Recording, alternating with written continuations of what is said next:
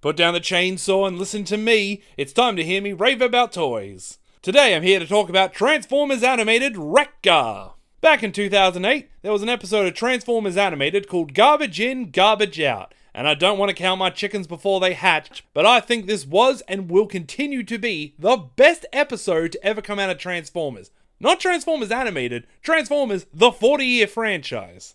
It was an episode about Wreck-Gar, an Autobot who was born when a piece of the life-giving Allspark fused with a pile of garbage, giving him consciousness, endless curiosity, and the vocal cords of Weird Al Yankovic. I am... What am I? As you can see, the toy that was released is a dead ringer for the one on screen, and the design itself is... it's just tops. He's chunky and skinny, he's pointy and smooth, round and boxy, just a mix of contradictions that equals a spectacular piece of junk. Look at this beautiful, boxy, light pipe TV head. Looks like he stuck his head in a microwave to get himself a tan. Hey, does this work as a TV?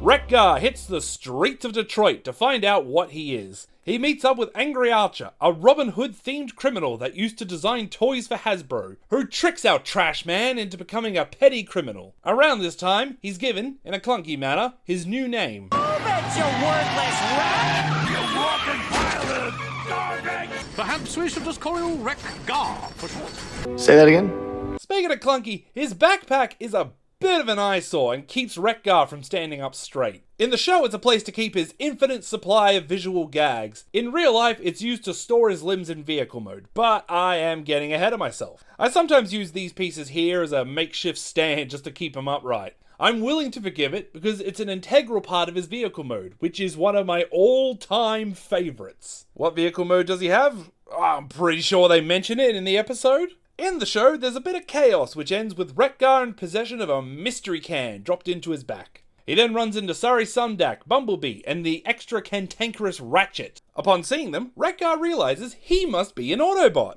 But Ratchet sets him straight. You're not an Autobot, and you never will be an Autobot.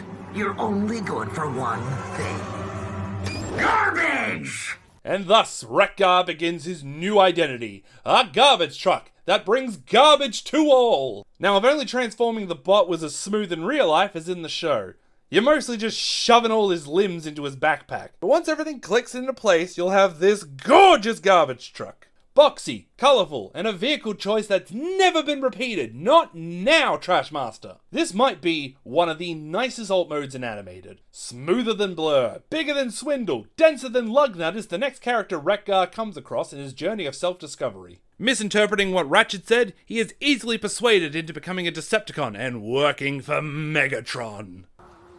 What's a Megatron? The Autobots find Wreck-Gar looking for the can on his back. Apparently, the thing is full of metal-eating microbots. Wreck-Gar responds by accidentally converting a G1 reference into a nuclear strike. Bio-weak, grana-weak, knee-bomb. Look out! Faster than you can say mashed potatoes can be your friend, Wreck-Gar and his bad guy buddy are in the air, with the microbots now eating through Lugnut. Wreck-Gar tries to help out his Decepticon by removing his rear with a drill. While the drill doesn't come packed with the toy, we do get these nifty blades, made with gorgeous spark blue plastic. They can go into his arms, store on the back, and combine into what I can only describe as a killer snowboard. This is a weapon that goes hard. Harder than Wreck-Gar crashing into a passing trash barge, along with the infestation of deadly microbots. Wreck-Gar remembers Ratchet's words of encouragement. I am only good for one thing.